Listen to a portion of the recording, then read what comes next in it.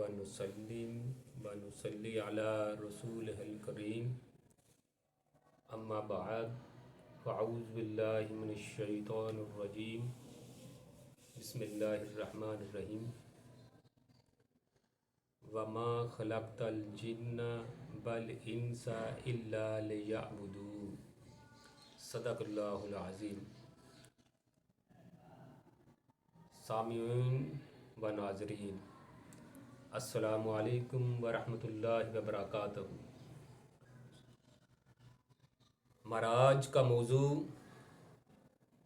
وجہ تخلیق کائنات اور عشق رسول صلی اللہ علیہ وسلم ہے۔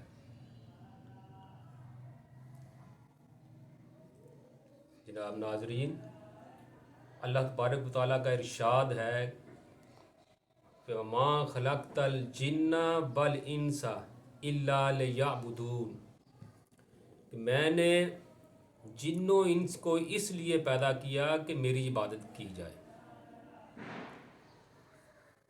اب جب جن و انس کو اس لیے پیدا کیا کہ اللہ کی عبادت کی جائے تو اللہ کی عبادت ہے کیا؟ اللہ تبارک و تعالیٰ نے کم و بیش 1,24,000 پیغمبر اس لیے بھیجے کہ وہ اللہ کی توحید کا سبق اپنی اپنی امت کو پڑھائیں، اپنے لوگوں تک پہنچائیں، تاکہ وہ سیدھے راستے پر آ جائیں اور جو اللہ تعالیٰ نے جس لیے پیدا کیا انسان کو اس پر وہ رہیں۔ تو جتنے بھی انبیاء حضرت آدم علیہ السلام سے لے کر حضرت عیسیٰ علیہ السلام تک آئے، سب نے توحید کا پیغام دیا اور ہر ایک نے اللہ کی طرف بلایا اپنی قوم کو۔ لیکن توحید اور شرک اگر کہیں ختم ہوا تو وہ نہ تو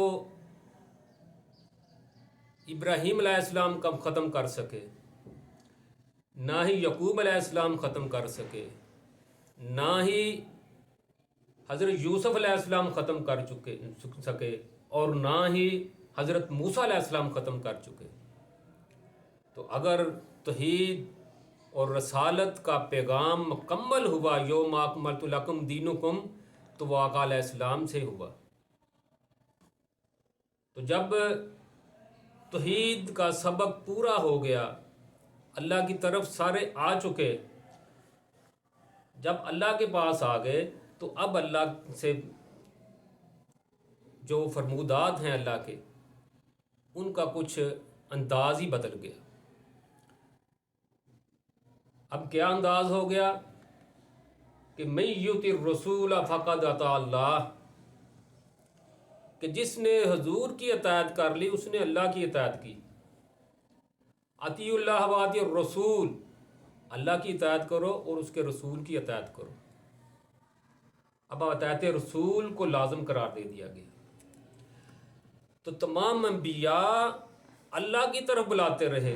جب ساری کائنات، انسانیت اللہ کی بارگاہ میں موجود ہو گئی، پہنچ گئی اور حاضر ہو گئی، اب اللہ تبارک و تعالیٰ نے فرمایا کہ اب سارے میرے پاس آ گئے، اب میری بات سن لو کہ جس نے میرے نبی کی اطاعت کی اس نے ہی میری اطاعت کی۔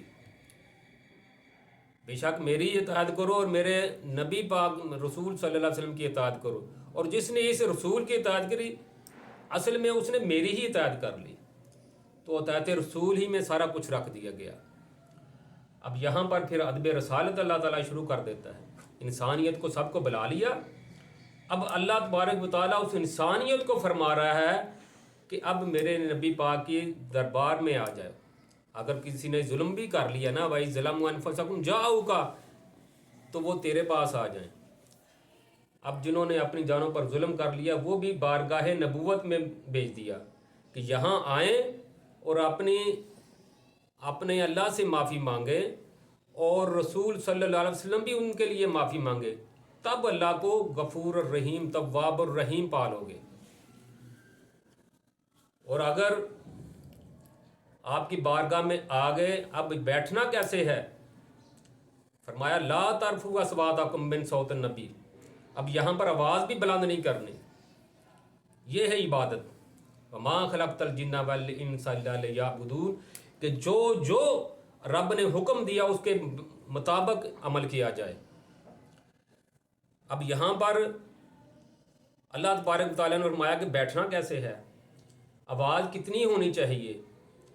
آواز کو بھی اگر اونچا کر دیا تو وَأَنْتُمْ لَا تَشْعُرُونَ، تو تمہیں شعور بھی نہیں ہوگا اور سارے کے سارے اعمال برباد ہو جائیں گے۔ تو اصل اعمال جو ہے وہ ادب رسالت ہے، وہ عظمت رسالت کو سمجھنا ہے، وہ ادب رسالت میں اپنا تن من دھن ہر چیز لٹا دینی ہے۔ تو یہ جو اللہ تبارک و تعالیٰ نے آقا علیہ السلام کے در پر ہمیں بلایا ہے، یہ توحید کے بعد رسالت کی طرف پھر بھیج دینا، یہ عشق رسول ہے۔ اللہ تبارک و تعالیٰ یہ چاہتا ہے کہ میرے نبی کے ساتھ، میرے محبوب کے ساتھ سب کی محبت ہو، اس لیے فرمایا کہ میں نے تجھ پر احسان کیا، لقد من اللہ علی المؤمنین اذ بعث فیہم رسولا، کہ بے شک میں نے مومنین پر احسان کر دیا کہ اپنا محبوب آپ سب کو دے دیا، مومنین کو دے دیا، اب اس کو اسی طرح رکھو جس طرح کے رکھنے کا حق ہے۔ وما علینا الا البلاغ۔